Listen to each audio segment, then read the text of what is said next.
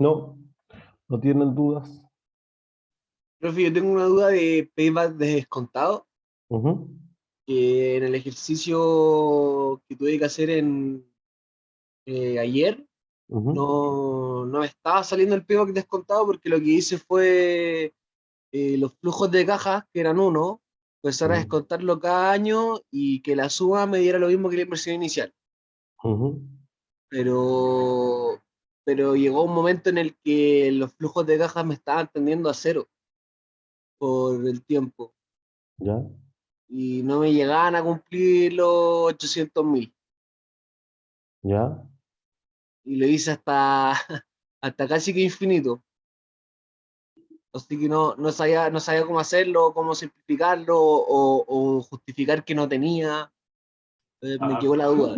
a mí lo también, tienen. a mí también, profe, me pasó algo parecido. Como cuando agregan la tasa de descuento, me confundí un poco, la verdad, calculando el payback. Pero, ¿qué pregunta era esa exactamente, La perdón? 9.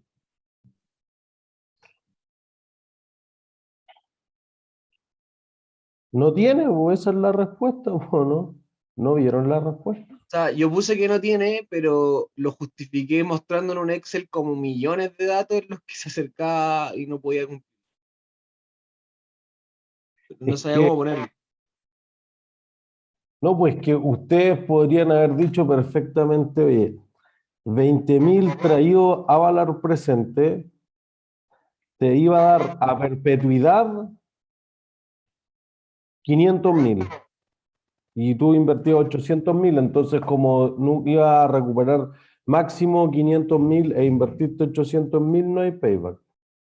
Nunca recuperar la inversión. Ah, perfecto. Ya, ya, es que ese análisis me faltaba. Como poder traer la perpetuidad y darme cuenta que en verdad no.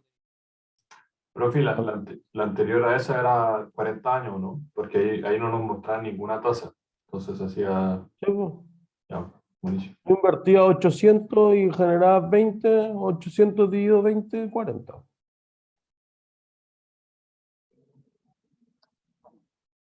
¿Sí? ¿Qué más?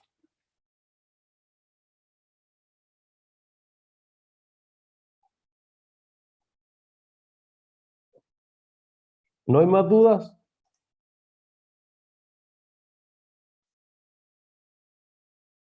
Ya, perfecto. Entonces, aquí,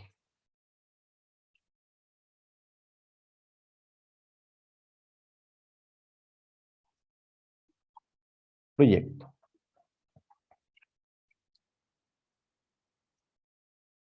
Aquí. Entonces, nosotros ya hemos visto a través del curso una parte inicial que tiene que ver más bien con matemáticas financieras y aplicaciones a, lo cual se refiere fundamentalmente a bonos y acciones. Sobre todo bonos desde el lado del financiamiento y lo mismo con acciones, no desde el lado de el que lo está comprando. Hablamos cuáles son los riesgos, etcétera, pero sobre todo nosotros estamos enfocados en que la empresa logre financiar ciertos proyectos.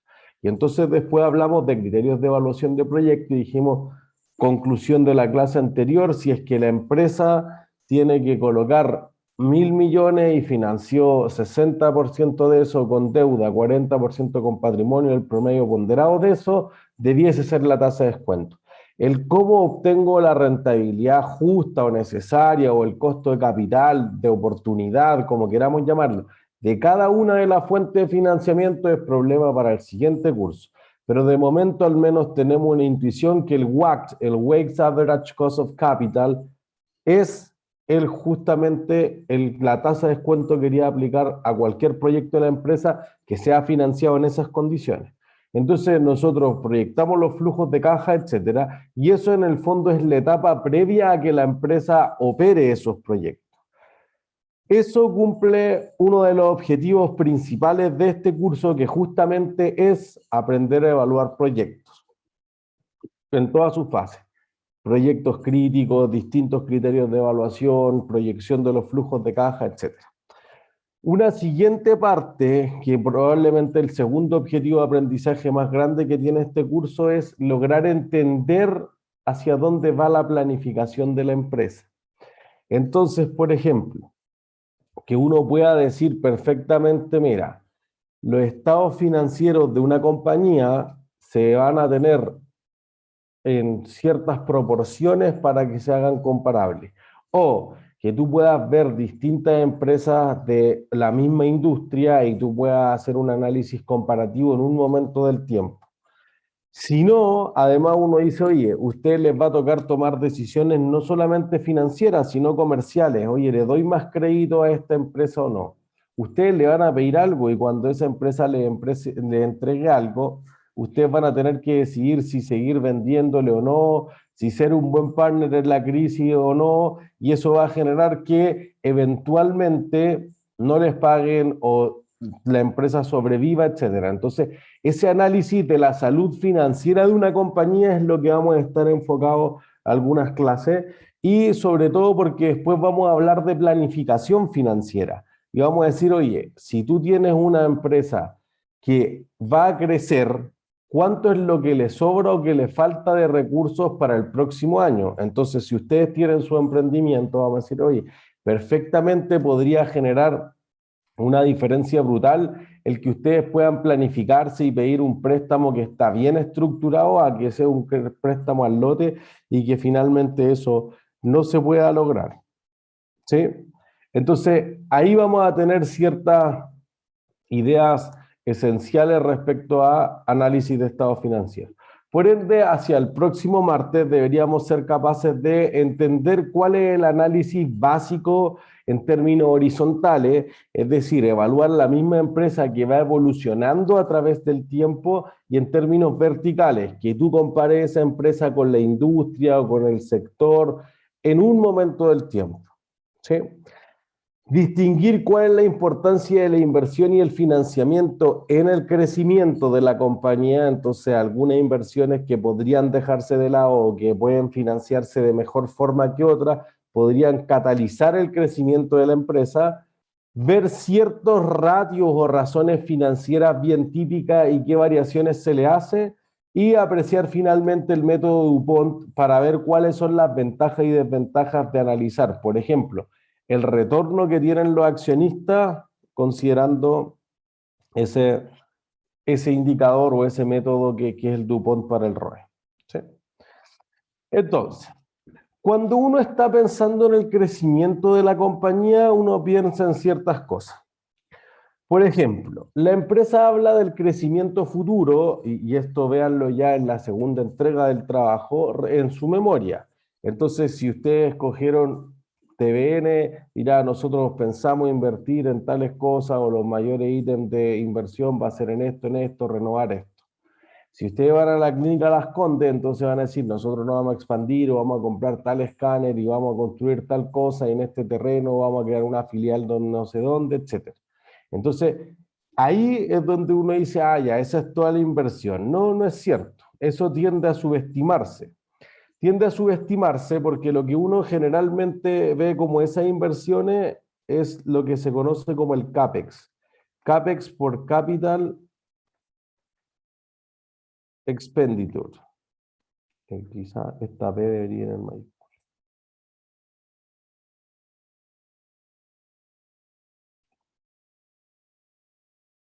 Capital Expenditures. Y entonces el CAPEX justamente tiene que ver con los activos de largo plazo, pero si ustedes construyen una tienda, la tienda no vende solamente por existir. Entonces generalmente cuando uno está proyectando las necesidades de inversión de una compañía, y lo vimos ampliamente en los flujos de caja del proyecto, uno piensa en los terrenos, en las máquinas, el edificio, la licencia, etcétera, pero se olvida de que uno va a requerir necesidades operativas de fondo. Y entonces nosotros hablábamos de las necesidades operativas de fondo, que son las NOF, y que las NOF eran justamente los activos corrientes que necesite para operar, activos corrientes operativos, menos los pasivos corrientes que sean operativos. Y entonces eso te da una señal de que la empresa dice, mira, yo voy a comprar 1000 en inventario, pero esos 1000 en inventario van a ser financiados por los proveedores, por ejemplo. ¿Listo? no necesito fondos para operar, porque se financian espontáneamente. ¿Se entiende? A eso se refieren los pasivos corrientes operativos o financiamiento espontáneo, que esos recursos, por una parte, son no financieros, es decir, no generan interés. Por otra parte, crecen espontáneamente con las ventas. O si no, se han conseguido de forma operativa, el gerente de operaciones, de adquisiciones, comercial, alguno, pero que no es el gerente de finanzas, consiguió esa plata para la empresa. Por ende, como no es costosa, podría pasar algo bien simple. La empresa consigue mercadería en consignación. ¿Alguien sabe lo que significa en consignación?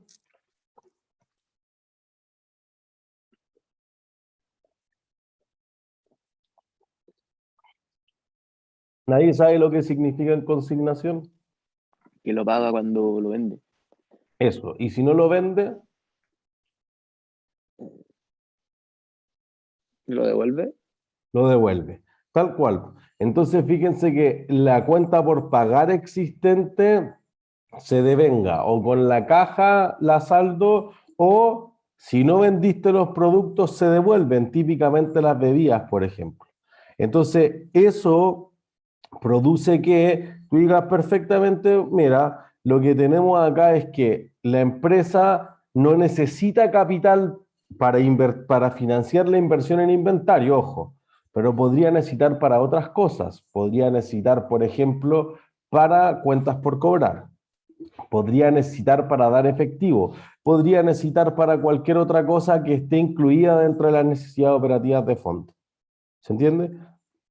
Entonces, típicamente tú vas a necesitar caja, tú vas a hacer compras de inventario, por lo tanto alguien tiene que financiar el débito fiscal, perdón, el crédito fiscal.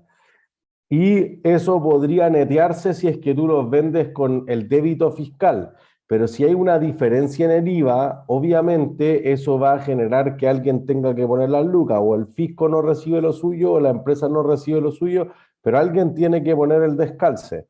Además, si tú estás arrendando una tienda, entonces tienes que dar meses de anticipo y eso produce un gasto pagado por anticipado. Es otro activo que alguien tiene que invertir. Entonces, no, esa plata la saqué del banco, la pusieron los socios. Bueno, alguien la pagó.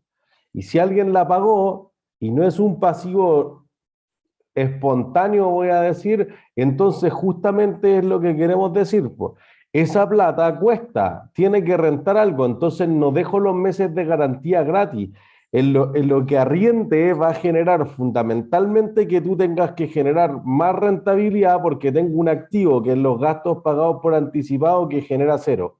No es lo mismo a que el inventario se esté vendiendo porque en el inventario me gano el margen, pero si no, entonces va a hacer la diferencia. Entonces tú vas a decir, ya, perfecto, si ese activo está generando menos rentabilidad, entonces el otro tiene que generar más. ¿Ya cuánto? Y ahí vamos a empezar a ver ciertas métricas. Oye, ¿cuánto debería rotar? ¿Esto es más lento o más rápido? ¿Prefiero vender rápido o prefiero vender lento pero con margen? ¿Entiendes? Que este activo lo debería financiar con más deuda o con menos deuda. Ese es el tipo de análisis que nosotros vamos a estar haciendo. ¿Sí? Entonces, cuando uno está hablando de ese crecimiento, normalmente se separa en dos etapas. Uno habla por una parte del crecimiento que es orgánico para la compañía y por otra parte del crecimiento que es inorgánico. En cuanto a la inversión, el crecimiento orgánico se refiere a que tú crezcas solamente con proyectos que se generaron dentro de la compañía. Es decir, tú desarrollaste una tienda, fuiste cambiando el mix de productos, tú después volviste esto más eficiente, etcétera. Pero tú te ampliaste, ya creaste un segundo piso, después pusiste otra tienda, etcétera. Tú no fuiste y te fusionaste con otra empresa. El crecimiento inorgánico se refiere en cuanto a la inversión es a ese sentido. Que la empresa diga ya, nosotros no podemos crecer más, entonces tú eres Falabella y te fusionas con Sodimac Home Center. Y entonces creo algo más grande. ¿Se entiende? Entonces, eso hace que en general tú digas, oye, algunas empresas pueden en algunas etapas de la vida útil de la empresa, ojo, no hablo solo de los activos, de la vida útil de la empresa, podrían crecer orgánicamente, pero quizá a veces se le empiezan a agotar digamos, los proyectos, el desarrollo de productos, la innovación, y entonces en ese momento quizás la estrategia es salir a comprar otra empresa. Pasa transversalmente, le pasa a Amazon, le pasa a Google, le pasa a Facebook, etcétera, etcétera, etcétera. Entonces lo que uno considera es que si uno tiene fundamentalmente un crecimiento orgánico, se puede financiar de una forma que es distinta al crecimiento inorgánico. Porque si tú desarrollas un proyecto, tú podrías perfectamente decir, oye, Nestlé, tú has abastecido siempre la tienda que nosotros tenemos, vamos a abrir una segunda, tú me darías los mismos días de cuentas por pagar, que yo te paga 30 días, 90 días. Sí, ya listo, cuento con tu financiamiento. Después digo, oye, hay que arrendar esto o hay que construir. Si es que hay que arrendar, hay que habilitar con seguridad, voy al banco. Oye, vamos a abrir un nuevo punto. Mira, están los resultados de este punto. Hace 5 años que tú lo tienes, ya listo. El banco pone plata. Los accionistas se tendrán que poner con algo también. Entonces ahí uno tiene como una estructura clara. Entonces puede organizarlo, voy a decir, puede armar un financiamiento más estructurado. En cambio, cuando el crecimiento es inorgánico, no es tanto de esa forma en la que tú puedes tomar con suma calma la decisión, porque en el fondo pasa esto. Crisis de la deuda soberana en Europa, 2010 en adelante. Los países se les volvió muy complicado pagar su deuda externa y entonces sobre todo Portugal, Irlanda, España, Grecia y me falta algo, Italia, entonces no pudieron pagar. Entonces Europa empezó a tener un problema significativo y las empresas se metieron en varios problemas. En Francia, los mayores supermercadistas son Carrefour y Casino. Y entonces Carrefour dijo, mira, voy a deshacerme de todas mis operaciones que no sean estratégicas, entre ellas Latinoamérica. Así que me voy a vender mi participación en Carrefour Colombia. Entonces voy a encontrar a alguien que sea socio. En ese momento, Cencosud dice esto. Puede ir a comprar Carrefour Colombia, porque la única forma de que entremos con fuerza, con presencia a Colombia, que tiene solamente almacenes éxitos con mucha presencia en Colombia, es esta. ¿Cuánto tiempo me puedo demorar en negociar la adquisición de Carrefour Colombia? ¿Cuánto digamos, días, meses, semanas, años? Lo que ustedes piensen. Un par de meses quizás, o menos. Bueno, ya, eso me parece, un par de meses o menos. ¿Se fijan? No tienen tiempo para hacer unos super flujos de caja, para ir a mirar a terreno. En 2 meses no alcanzan a ver todos los locales, ver todos los inventarios. O sea, hacer un due diligence, la diligencia de vida para comprar una empresa dura mucho tiempo. Tú podrías estar 1 año estudiando cosas, por ejemplo, contables y que tengan que ver con contingencias laborales, que tengan que ver con contingencias legales o tributarias, que están más allá de lo que uno pueda ver en los estados financieros. Nosotros nos vamos a tratar de concentrar en eso, pero hay otras cosas. Por ejemplo, ahora salía hace muy poco la sentencia de la Corte Suprema respecto al caso La Polar. Ustedes lo van a ver en la ayudantía. El caso La Polar es más o menos simple. Bueno, quizá lo voy a tratar de simplificar al máximo, aunque no sea tan simple. La Polar tenía activos por 1 billón. 1 millón de millones. ¿Ya? Esto es La Polar. Y esto es La Polar al 9 de junio del 2011. Tenían pasivos 700.000 millones. Por ende, el patrimonio que le quedaba era de 300.000 millones. Entonces, el 9 de junio en la mañana emite un hecho esencial. Eso hacen las empresas que están abiertas en bolsas, que son sociedades anónimas abiertas, cuando tienen que informar al mercado para decirle, mira, nos acabamos de dar cuenta que hemos tenido una política comercial de repactación unilateral, es decir, nuestros clientes no vinieron a decir, oye, no puedo pagar las próximas 3 cuotas, negociemos en 26, sino que yo fui y le repacté sin avisarle, lo cual era ilegal, y en realidad la gestión de esas cuentas por cobrar considera intereses que quizás no estaban ahí. Y en realidad dentro de la mezcla hay cualquier cliente que no sabemos muy bien qué es. Entonces de este balance hay que quemar cuentas por cobrar por 500.000 millones. Esa es nuestra mejor estimación hasta este momento. ¿Cuánto cae el precio de la acción ese día? Échenle, el que la chunta lo de un punto pre. Un 60%. No mucho. 40%. Perdón, les voy a dar cientos parámetros. Si la acción empieza a caer desmesuradamente, el regulador, en ese momento la Superintendencia de Valores y Seguros, pero hoy en día la Comisión del Mercado Financiero, lo que hace es suspender las transacciones de la empresa, porque hay una información demasiado relevante para que la empresa, para que los accionistas de la empresa puedan decidir más o menos cuánto va a influir en el valor. Entonces le tiene que dar tiempo. Así como que tú digas, oye, CSU se le quemó su fábrica y en realidad no hay seguros comprometidos, que ahora embarrada, no se murieron personas, no hay que suspender las transacciones de la acción para proteger a la gente que no compre desinformadamente. Esa es la razón. Y eso ocurre cuando la variación en el día es de más de 10%. No quiere decir que las acciones no puedan bajar más de 10%, pero en el fondo el 60% es mucho. 42. 10% es muy poco. ¿Cuánto? 42. Sí, eso es exacto, un punto.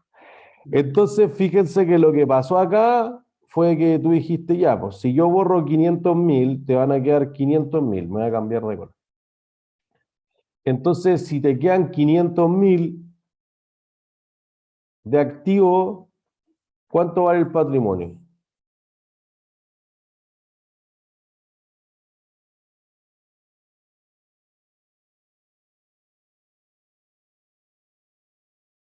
¿500.000? ¿Cuánto? Si el activo vale 500, ¿cuánto vale el patrimonio?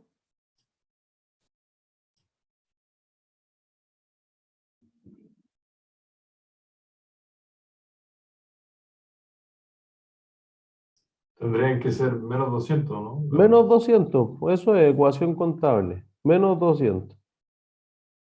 Entonces uno va a decir, mira, lo que yo tengo ahí es que la empresa contablemente está quebrada. Ojo que la Polar nunca ha quebrado, pero contablemente está quebrada. La acción se cayó 15 al 120, la cortaron, la volvieron a abrir 42% y dijeron, no, esta embarrada es demasiado grande. 2 semanas suspendía la acción. Piensen que en mayo del 2011 la acción de la Polar valía 3.000 pesos. Ahora la acción de la Polar vale, voy a exagerar, 30 pesos. ¿Sí? El 1% de eso, 10 años después. Entonces, uno dice, oye, la empresa tiene patrimonio negativo, todos deberían abandonar eso. No sabemos. Eso es justamente lo que uno podría decir, oye, ¿aquí qué hago? La señal que estoy enviando es súper difusa y entonces además uno dice, ¿cómo nadie se dio cuenta que habían 500.000 millones en cuentas por cobrar que no existían?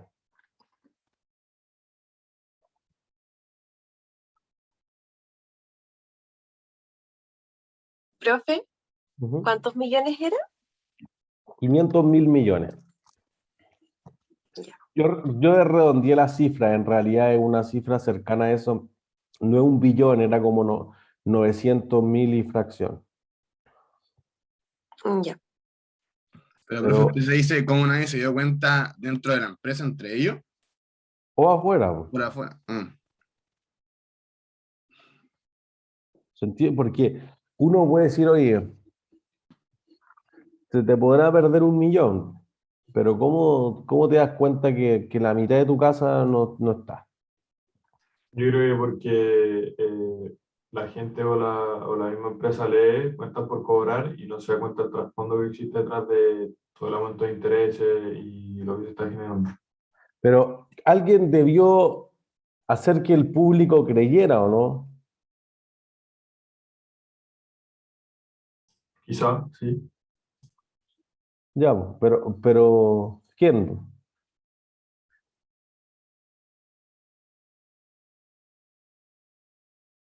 Porque uno normalmente dice no. Es que, Según yo, Catalina. profe, lo que Catalina, aprendí pregunta. como haciendo el trabajo, nosotros le hicimos sobre la clínica Las Condes.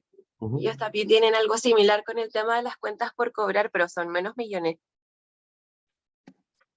El tema es que se supone que todos los directivos tienen que firmar como el balance general Ujú.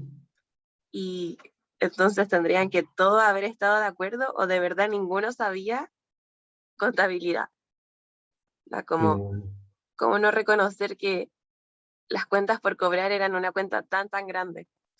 Es que eso es lo que quiero decir, pues, pero miren ustedes que ya tienen hartos cursos de contabilidad en el cuerpo y no sé si es fácil de entender, porque además, miren, un poco les voy a hacer un spoiler de la siguiente parte del trabajo, pero ustedes dirían, mira, ¿cuál es la clínica más cara de Santiago, de Chile? La clínica Las Condes o la clínica alemana, pero digamos la clínica Las Condes solamente para efectos del trabajo. ¿Cómo es posible que la clínica Las Condes no gane plata? Es una gran pregunta. Si tú dices, oye, el día Porque sus vale costos, ese, porque sus perdón, costos pueden ser más y gastos más altos que sus ingresos. ya, pero ¿cómo produce eso una clínica que cobra 700 lucas al día cama? Que la Comprando, gente deje de pagar, pues. Pero ¿cómo dejan de pagar, po? Bueno, lo que pasó porque el entraron por 2020, FONASA. Ah, eso, wait. Por eso fíjense que la pandemia es distinto, pero si ustedes van hacia sí. atrás, no pandemia, todavía hay años que pierde mucho. Por eso que el conflicto no es pandemia, que ahora que estoy enroscado, que vamos a pagar, que el gobierno me dijo, no. Miren hacia atrás, que el cambio de accionista en la clínica, esto es lo que quiero explicar. En una clínica común y corriente, cualquiera en todo Chile, ¿quiénes serán los accionistas de la clínica? Los médicos, Los médicos, pues, ¿y los médicos son buenos para la contabilidad? no. No, De hecho, de la clínica Las Condes pasó a finales del 2019 cambio de accionista. tal cual. Y el presidente que tiene ahora la clínica Las Condes no es como ningún doctor ni nada de eso, sino que es un marino mercante. Y lo quieren Porque, echar. o sea, pero eso ya fue el cambio y fíjense que eso era lo que que uno necesitaba que explicaran en la primera parte del trabajo. Oye, tiene una historia detrás. Tú eras Cecilia Carles y una de las mayores accionistas y no te gustaba cómo estaba funcionando el directorio, no te gustaba cómo estaba funcionando el presidente sobre todo y que tenía como una cosa ahí con los médicos y los médicos prácticamente arrendaban el espacio, pero ellos eran los que valían y no valía la clínica Las Condes. Bueno, entonces ella ofreció comprar a un precio más alto que el precio de mercado tantas acciones hasta que ella tomara el control. Y cuando tuvo más del 50% se puso a despedir a todos los que no les gustara el sistema. Y obviamente los médicos son choros, pues bueno, las médicas, todos se fueron nomás, pues, algunos. Bueno, dijeron, ya está bien, pues, y para allá vamos. Si para hacer tortilla hay que romper huevo, entonces dijeron, ya para allá vamos nomás, pero empecé a bajar los gastos. Entonces, obviamente, tu negocio no es renta del box, tu negocio es que tenemos un prestigio, tenemos todos los equipamientos, etcétera, tenemos el personal. Pero si uno mira el estado de resultados de la clínica Las Condes, tú dices, oye, ingresos pues, de actividad ordinaria, menos costo de actividad ordinaria, donde el mayor ítem es el sueldo de los médicos y chao, ya no te quedaba. Entonces, después tú decías, oye, y si no le puedo pagar al personal de seguridad, a la gente de aseo, no, no sé, da lo mismo. Total, los médicos estaban como prestadores de servicio y como accionistas. Esos conflictos pueden ocurrir en cualquier empresa. O sea, a mí me toca ahora en una valorización que estamos terminando ver empresas agrícolas. Oye, las empresas agrícolas no son expertos en la contabilidad. Y yo les decía, oye, es que este leasing no es operativo, es financiero. Y me miraban así. Como, ¿qué cambia? Igual estos bins están ahí en el campo, yo igual los arriendo a X dólares por mes, etcétera. No, pero es que mira, tus pasivos están más abultados. No sé, pues a mí me importa el arriendo, no entiendo bien lo que habla. Y después de que están como muy desorientados, decía, bueno, yo lo voy a hacer como yo les digo nomás, sin tratar de comunicarles, porque no todos son expertos en cualquier cosa. Entonces, fíjense que el caso La Polar como que quedó justamente en un limbo, pero hizo un cambio sobre todo en la legislación chilena. Hay un antes y un después de la ley del mercado de capitales, sobre todo para el caso de La Polar, porque tú dices, oye, los ejecutivos deberían ser expertos en contabilidad, o tú quieres un supergerente de venta, tú quieres un supergerente de nuevos negocios, de desarrollo de productos, de inteligencia de negocio hoy en día. Se entiende que tiene otra visión, que tiene contacto en el mercado, etcétera, fuera de que sabe de IFRS o no sabe de IFRS. Los estándares internacionales que dicen, bueno, si usted firmó los estados financieros y los estados financieros no son así, usted tiene que pagar con su patrimonio personal. Reglas de la OCDE. ¿Sí? Entonces, cuando lo dice la OCDE, nos dice, podría cambiar. Sí, cierto. Entonces, ahora ya no es tan fácil ser director de empresa. El director de empresa ahora realmente, antes era como ir a hacer un súper almuerzo de 5 horas, chao, y la gente gana 5 palos, 10 palos al mes por ir a hacer un almuerzo buena onda, tomarse unos pisco sour y chao, y así han sido los directorios por mucho tiempo. Pero ahora no, voy, eso en algún momento si se pierde plata, esto te va a costar duro. Y entonces fíjense que tú dices ya, 2011, que a la embarrada, ya, Pablo Alcalde, Isabel Farrá, todo, ya, despido a toda la gerencia, los metieron a la cárcel y todo, y ahí se fueron a juicio. Una cosa muy compleja para todos, porque al final uno dice, no, seguro que actuaron de mala fe, pero uno no sabe. Oye, pero si quizás tú tenías 10 millones de tarjetas abiertas con cuentas por cobrar, etcétera, no sé, dejémoslo a las justicias. Cambia la gerencia, viene la nueva gerencia, el 9 de junio del 2011, o sea que han pasado más de 10 años. Ya listo, y se cambia a Nueva Polar. Si usted entra en la página de Nueva Polar, no están los estados financieros anteriores, nada, somos otros, no tenemos nada que ver, todos los accionistas cambian, las FP no pueden comprar eso, etcétera. Hace una semana, la Corte Suprema dice ya, el que tenía la responsabilidad de velar porque los estados financieros fueran lo que decían ser, son los auditores, PricewaterhouseCoopers. Por ende, los voy a multar a que paguen todos los daños que sufrieron todos los accionistas de la empresa. 400 millones de dólares. Es una multa imposible de pagar para Price. Quebraría. Es una sociedad de profesionales, además. No es como que pueda empezar a deshacerse de terreno y de otras cosas así como para vender. Tampoco tiene como un seguro que lo vaya a cubrir. Entonces uno dice, ¿es culpa de Price completamente o es más culpa de Price que de los directores o más que de los gerentes todavía y como que no se sabe? Pero eventualmente tú dices, oye, los nuevos accionistas tendrán que poner plata, entrar a una empresa que tú ya creíste que te habías quitado todo el fantasma del caso La Polar y revive 10 años después, pues eso es las contingencias. ¿Se entiende? Entonces, cuando uno está viendo los estados financieros de una empresa, para evaluar cualquier cosa, quizá hay cosas que no se ven, ¿no? Pues la contabilidad no es perfecta tampoco, así podría ser el dios de la contabilidad y aún así que los estados financieros no reflejen toda la realidad de la empresa, porque la empresa va a tener estas cosas contingentes. Entonces, justamente cuando uno está viendo el análisis financiero, uno mira ciertas cosas, trata de mirar ciertas cosas, pero obviamente siempre hay que mirar el subtexto, hay que leer entre líneas, porque en el fondo tú podrías estar considerando que esta empresa se ha visto un súper buen pagador históricamente, esta empresa tiene una buena cartera de clientes, etcétera, pero tú no sabes si la empresa podría estar complicada en distintos ámbitos. Entonces, oye, es que tiene atrasado no sé qué, o tiene una disputa con impuestos internos hace no sé cuántos años y de repente impuestos internos se aburrió y lo tapó en multa y reventó a la empresa. ¿Entiendes? Entonces, dentro de los estados financieros uno puede ver ciertas cosas, no puede ver todas las cosas del mundo. ¿Entiende? El análisis debe ser congruente, digamos, o debe ser basado en eso y otras cosas más. Por eso que acá nosotros colocamos análisis de estados financieros. El análisis financiero comprende más cosas que los estados financieros. Y de nuevo, los directores de las empresas no son expertos en análisis de estados financieros. A mí me tocó ser director del curso de los ejecutivos de análisis de estados financieros y en realidad decían, oye, el caso que ya nosotros estamos viendo con empresas públicas y ocupábamos la Polar, ocupábamos Enjoy, etcétera. Mira, nuestra empresa con suerte tiene estado financiero. ¿Qué conclusiones vamos a sacar? Bueno, es que ustedes quieren un análisis que sea extra financiero. No, es que la moral de la empresa está mala, aunque las utilidades sean altas. ¿Por qué? No, no sé, pues, ahí tiene que haber algo subyacente a eso. ¿Se entiende? Entonces siempre hay que mirar esto. Oye, ¿cómo tu empresa va subiendo mucho y el resto va bajando mucho?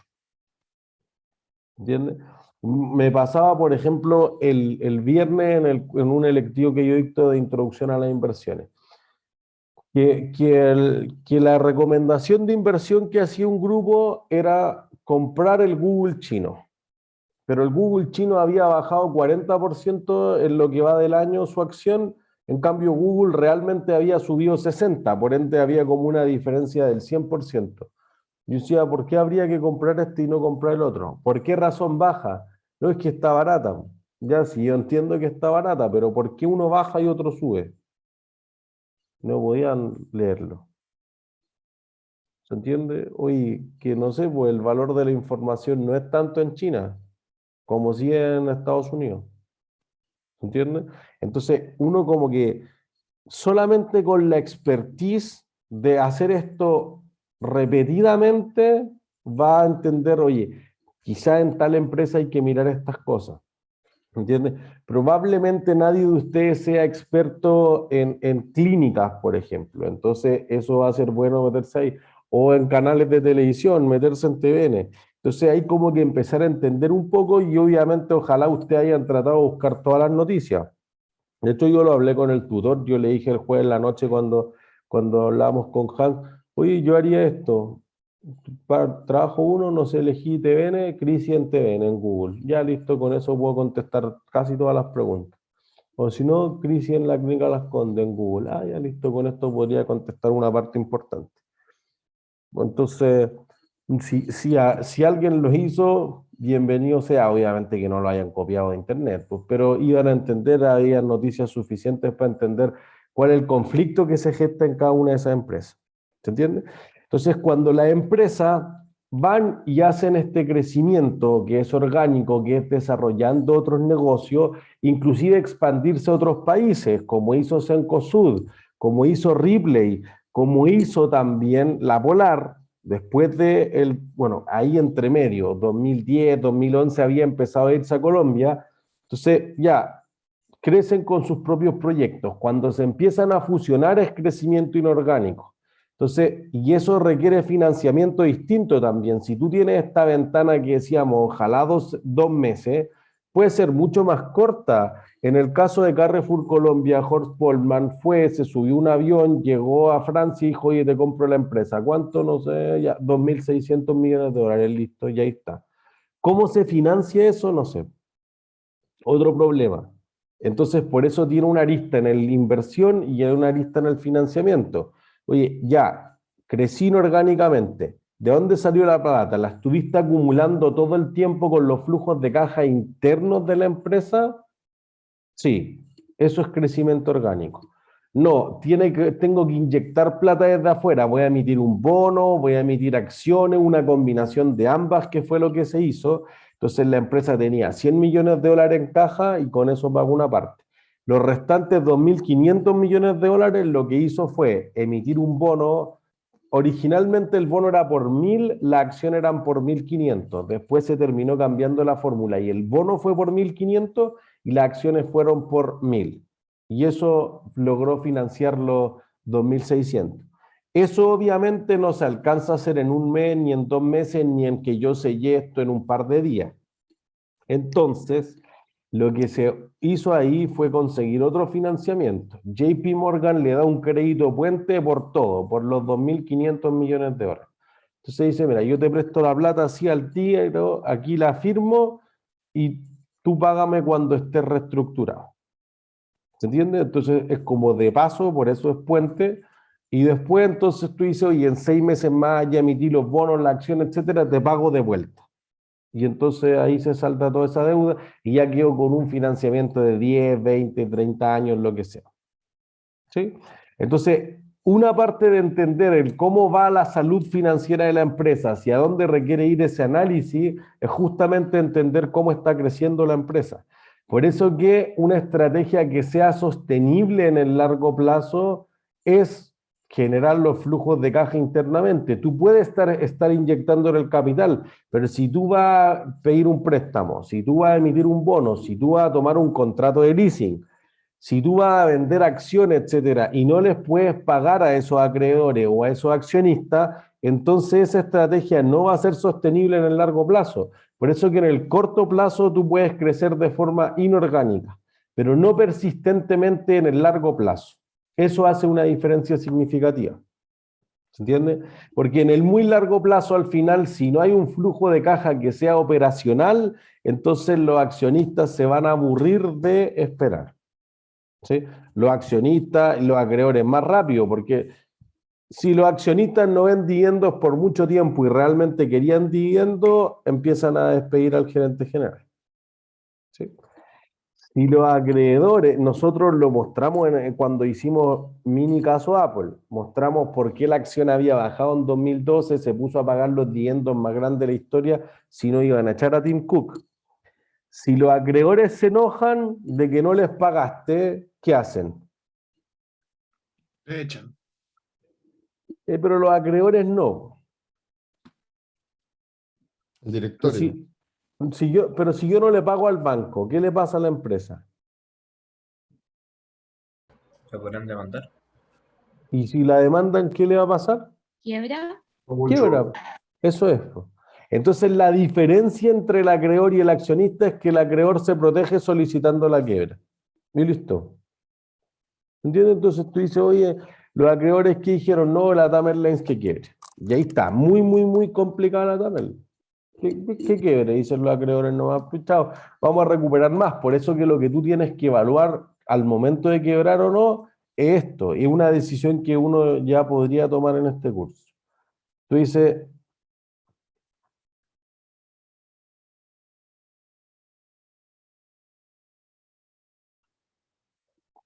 ¿quebrar tendrá VPN positivo o no? No. No, ¿por qué no, Trinidad?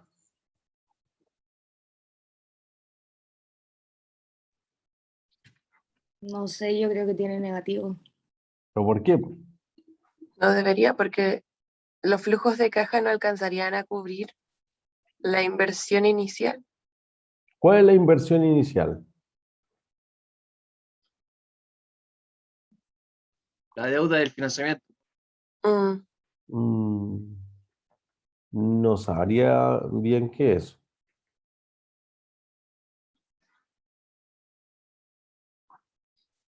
Pero, profe, la inversión inicial se consideran, por ejemplo, la emisión de bonos y acciones, como no poder pagarle a los accionistas, por ejemplo, y no poder pagar los bonos. No, porque los accionistas no pueden solicitar la quiebra. Los bonos sí pueden solicitar la quiebra, Ujú. los accionistas no. Pero fíjense que su decisión así, aquí es quebrar, po. ¿Qué dejo de obtener si no quiebro? Seguir operando. Ya, pues, eso es, listo. Entonces lo que ustedes van a decir, oye, si sigo operando, esta es la empresa viva.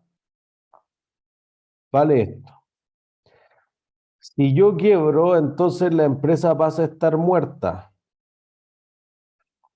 Si la empresa vale más muerta que viva, el VPN, ¿cómo va a ser? Positivo. Negativo. Negativo, po. Negativo. Digamos que vale 500 muertas, y 500 muertas me refiero, oye, yo vendo todo lo que tenga la empresa y voy y le pago a los acreedores.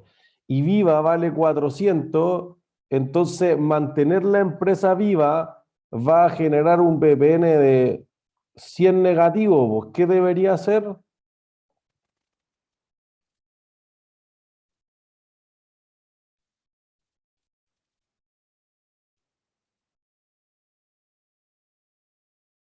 Que quiebre. Eso es lo que evalúan los acreedores. Por eso que en lo que está en la TAM Airlines hace ya casi un año y medio, en el capítulo 11, una reestructuración financiera dice eso. Hoy hay que hacer un análisis, pero durísimo, de si realmente la compañía es viable en el largo plazo. Obviamente hay un tema social de que hay muchos trabajos, etcétera, pero los acreedores tienen que velar por otras cosas. Si tú eres un fondo de pensiones que tenía bonos de la TAM Airlines comprados, tú tienes que velar por el deber fiduciario que tienen tus pensionados. Si se van a quedar la gente de LAN sin trabajo, no es problema del fondo de pensiones. ¿Se entiende? Entonces, lo que va a pasar aquí es que tú dices, oye, ¿qué propone? No, ya, cerremos Argentina, deshagámonos de ciertas operaciones en Brasil o vendámosle esa parte a Gol, etcétera. Oye, si tú te quedas solamente con Chile, la empresa vale más viva. Si tú te empiezas a quedar, pero es más chiquitita, no, es que yo quiero tener una empresa grande, ¿no? Entonces no sé, pues y ahí está trabado, un año y medio. Es una reestructuración muy, muy larga. Las reestructuraciones no son así. De hecho, volvieron a pedir un plazo adicional que se resuelve ahora hasta el 15 de octubre para evaluar toda la alternativa. Pero una empresa que llegó a valer 10.000 millones de dólares ahora tiene ofertas por máximo, creo, y ni siquiera la están tomando por 5.000 millones de dólares. ¿Entiendes? Entonces, y eso es suponiendo que la empresa todavía sobreviva, podría después seguir perdiendo plata y terminar. Entonces, uno dice, mira, en el largo plazo alguien se va a aburrir. Hacia allá es donde iba yo, oye, si los acreedores se aburren, quiebran. Y los acreedores no es que siempre quieran mantener viva la empresa, inclusive los mismos accionistas, los accionistas podrían estar chatos de la empresa. Oye, he sufrido 15 años, 20 años, te puedes dar cuenta que este negocio no es tan exitoso como parecía. Quizá en una quiebra ordenada, la mayor parte de las veces, voy a decir, no recuperan nada los accionistas, pero en algunos casos, viene a mi mente Distribuidora Rabier, por ejemplo, llegaron como un acuerdo los accionistas con los acreedores, que si se forzara la quiebra y que eso igual iba a quedar algo para los accionistas. Entonces, podría ser que una quiebra ordenadamente, porque quizás tú eres incapaz de operar los activos, pero por ejemplo tienes súper buenos terrenos, tiene buenas patentes comerciales, tiene etapas de desarrollo de productos buenos, que esos proyectos te los va a comprar otra empresa, estoy pensando en cualquier rubro, pero de bioingeniería que sea mucho más avanzada, que puede ser complementario, etcétera. Alguien tiene mejor penetración en ciertos mercados, entonces, no sé, en otros países es más típico que cada aerolínea tenga un aeropuerto completo. Entonces tú dices, oye, cuando yo tenía que ir a ese aeropuerto, tenía que arrendarle un slot, ahora la aerolínea tiene economías de escala, no tiene que pagar ese arriendo, etcétera, podría generar algo. Entonces, podría darse perfectamente que la quiebra sea lo más significativo en ese caso. Y entonces lo que uno tiene que estar evaluando es que el crecimiento de esa compañía no puede ser inorgánico para siempre. Los accionistas se aburren en algún momento, puede ser en el muy largo plazo. Piensen, Amazon nunca ha dado en 24 años en bolsa, nunca ha dado un solo dividendo, pero eso todavía no le molesta a nadie. ¿Sí? Pero podría ser perfectamente que en el muy largo plazo alguien va a decir, oye, ¿por qué no pagan un dividendo? Bueno, en algún momento, cuando deje de crecer, nosotros decíamos en acción. ¿Se entiende? Entonces, alguien se va a molestar. Los acreedores más rápido, oye, no me pagaste, chavo, pues qué veremos. No tengo ánimo de reestructurar nada, que quiebre. Las empresas se pueden ir en mala. 2015, cuando Unimark pasaba tiempos muy negros, 2014 inclusive, diría, el Unimark SMU había pedido un crédito sindicado por 400 millones de dólares. También uno de nuestros casos en la ayudantía SMU. Ahí tienen tres casos muy interesantes. La Polar, Supermercado Unimark y la TAM Airlines. Vayan o vean al menos los videos de esas tres ayudantías, porque si los ven a conciencia, la parte 2 del trabajo de Clínica Las Condes o de TVN les debiese ser súper simple. O sea, no debieran hacer algo muy distinto a lo que está en esas tres ayudantías para que tengan un súper buen resultado final. pero que en todo caso nosotros lo vamos a hacer en la clase, porque como les decía, el análisis financiero solo se forma de ver distintas industrias, no hay como una receta, yo no les puedo decir, oye, calcule esto, como el BPN, no, eso no da.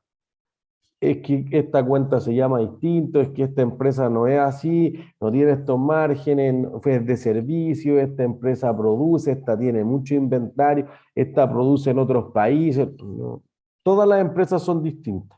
Lo mejor para hacer un buen análisis financiero surge de explorar muchas alternativas y eso es lo que nosotros vamos a estar haciendo.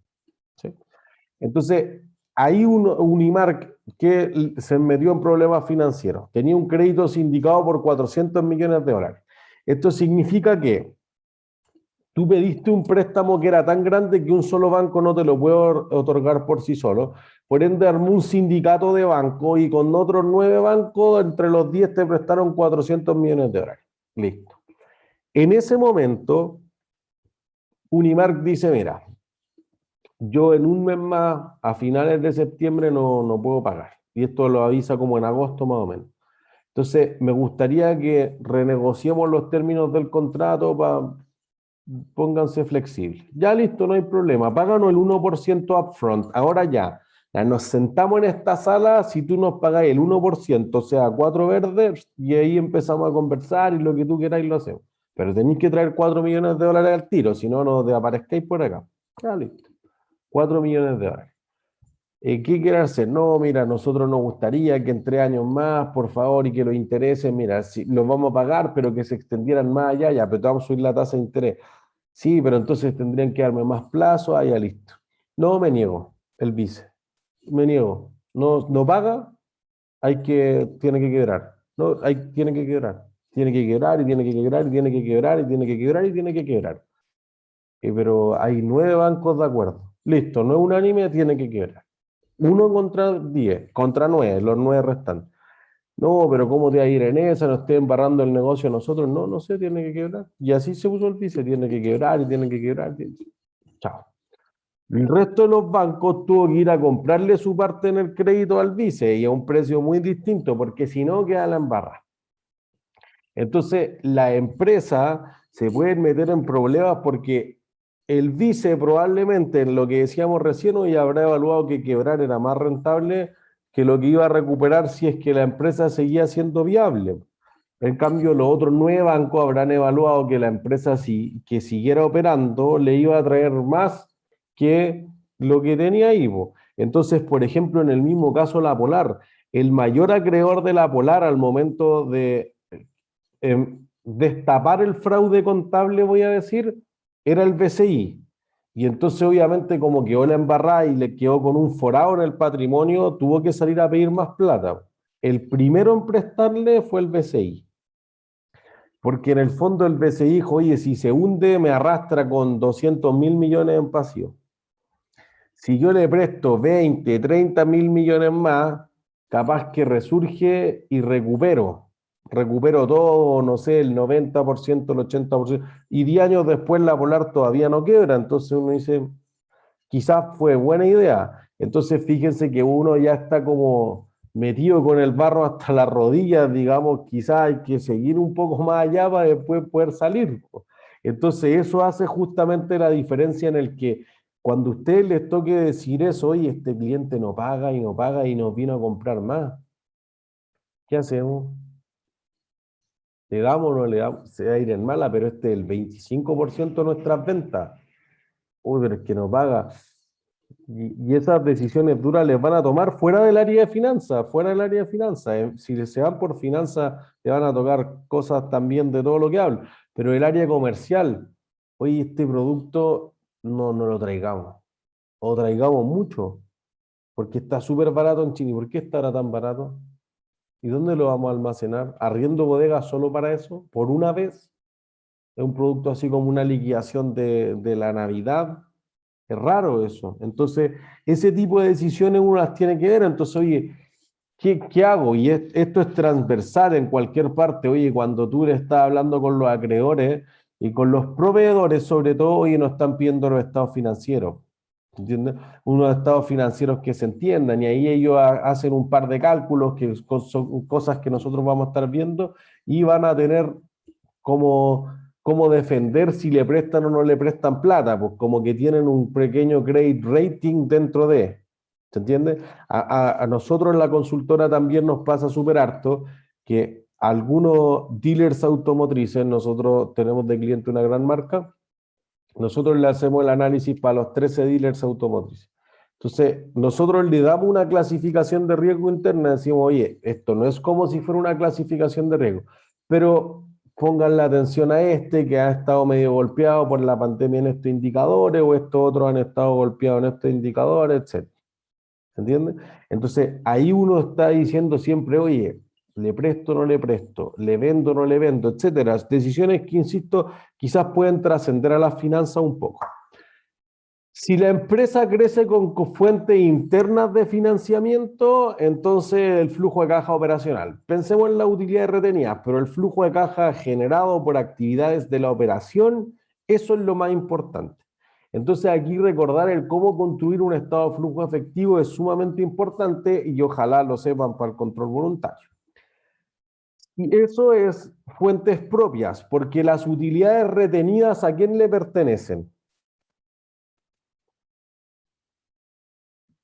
A la empresa, ¿Qué es la empresa? Los accionistas. los Los accionistas. accionistas de la empresa, los dueños, los socios, como quieran llamarle, ¿sí? Porque la empresa podría no estar estructurada por acciones. Entonces, las fuentes que se generan internamente solamente pueden ser propias, no pueden ser ajenas, no puedo deberle al banco los dividendos, no es así. ¿Se entiende? Entonces, fíjense que nosotros tratamos de separar los flujos de caja que genera la empresa o las fuentes de financiamiento entre de dónde provienen, de dentro de la empresa o de fuera de la empresa y a quién le pertenecen. Oye, ¿estas son de los socios? Sí, son fuentes propias.